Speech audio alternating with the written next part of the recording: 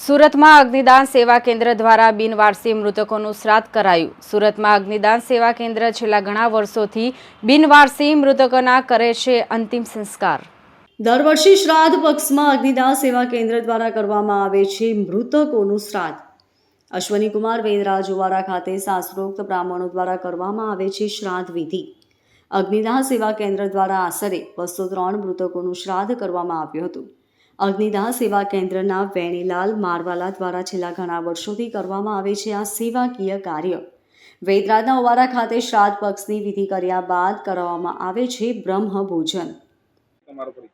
નમસ્કાર દર્શક મિત્રો, મારું નામ વેનીલાલ રસિકલાલ મારવાલા, અગ્નિદાન સેવા કેન્દ્રના પ્રમુખ। અગ્નિદાન સેવા કેન્દ્ર દ્વારા સુરત શહેરની અંદર બિનવારસી મૃતદેહોનું વિનામૂલ્યે ન્યાય જાતના ભેદભાવ વગર અંતિમ સંસ્કાર કરતી સંસ્થા દ્વારા આજે આખા વર્ષમાં 203 જેટલા મૃતદેહોના અંતિમ સંસ્કાર કર્યા છે। તેઓનું ભાદરવા વદ 14ને શનિવારના દિવસે પવિત્ર તાપી નદીના કિનારા પર વૈદરાજ મંદિરના ઓવારે શ્રાદ્ધ વિધિ કરવામાં આવી રહી છે।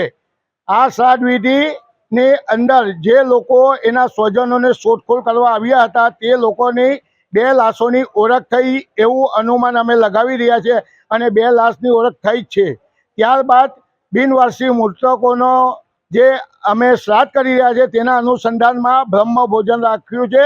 એ બ્રહ્મ ભોજનનું સ્થળ છે ઝાપા બજાર હાથીફળિયા રામજી મંદિરની વાડીમાં 6 વાગે રાખવામાં આવ્યું છે અને આ સંસ્થા 25 વર્ષથી કાર્યરત છે, જેમાં 7,500 જેટલી લાશોના દાહ સંસ્કાર કર્યા છે અને અત્યાર સુધીમાં 45 લાશોની ઓળખ થઈ છે।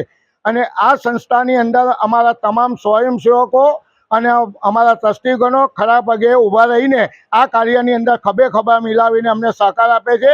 અને આ કાર્યની અંદર જે મહારાજ અમારા નિશાનભાઈ કુલદીપભાઈ મહારાજ આજે 25 વર્ષથી આ સંસ્થા સાથે સંકળાયેલા છે અને એ લોકો આ સંસ્થાને વિધિમાં પણ વિનામૂલ્યે સેવા આપી રહી છે।